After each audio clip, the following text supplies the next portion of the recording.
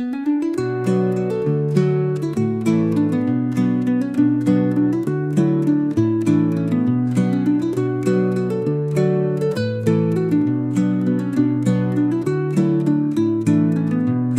kraji zeleném, kde klidný život plyne, hobit jménem Frodo v tichosti přebývá. Starý Bilbo Pytlík příběh dávný skrývá, prsten mocný jehož tajemství odhalí.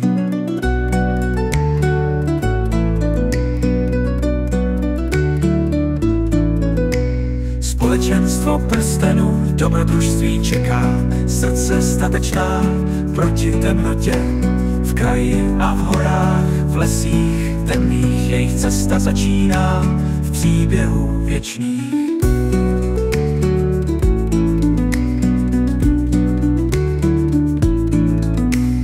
Gandalf šedý, moudrý čaroděj starý, varuje před zlem, co ve stínu číhá. Spolu s hobity Frodo vyrazí na cestu dalekou plnou nástrah a ztrát.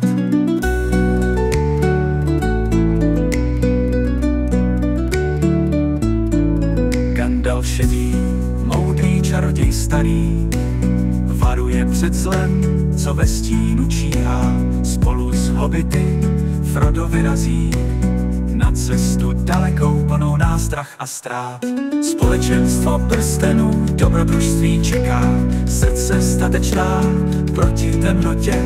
V kraji a v horách, v lesích temných jejich cesta začíná v příběhu věčných.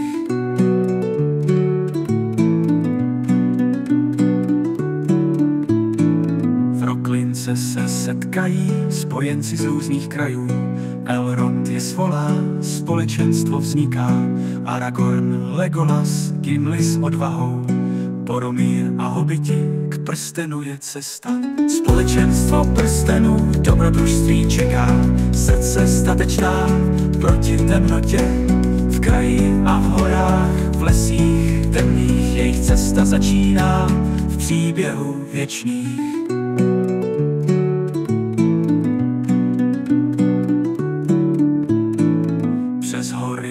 A lesy, doly Morie, Balrog a Gandalf, pád do temnoty. Smrt a bolest společenstvo dělí, ale naděje žije v srdcích věrných. Společenstvo prstenů dobrodružství čeká, srdce statečná proti temnotě.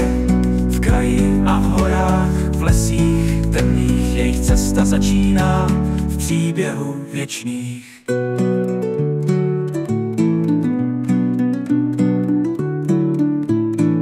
Společenstvo putuje, osud v rukách má, cesta plná nebezpečí, ale víra trvá.